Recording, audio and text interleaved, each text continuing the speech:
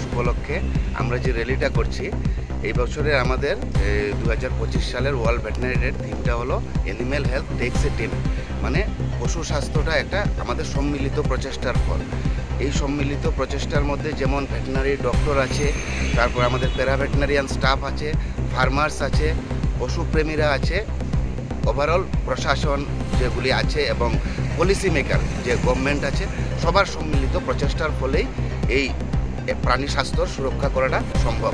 এই বার্তাটাই আমরা দিতে চাই এই ওয়ার্ল্ড ভেটেরিনারি ডের মাধ্যমে। এবং প্রাণীদের উপর যে বিভিন্ন জায়গাতে অত্যাচার হয়, যাতে এই জিনিসগুলি বন্ধ হয়, আমাদের প্ল্যাকার্ডের মধ্যে এগুলি দেওয়া আছে, যাতে লোক সচেতন হয় এবং পশুদেরকে ভালোবাসে এবং পশুর স্বাস্থ্য সুরক্ষার জন্য সচেতন হয় লোক।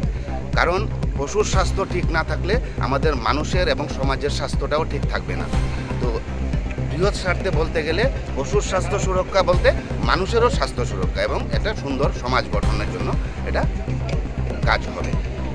এই জন্য আমি সবাইকে এবং আমাদের এই টিম ওয়ার্কটা যাতে সফল হয়, সেই জন্য সবাইকে আমি গভীর শুভেচ্ছা এবং অভিনন্দন জানাই এই ওয়ার্ল্ড ভেটেরিনারি ডে উপলক্ষে।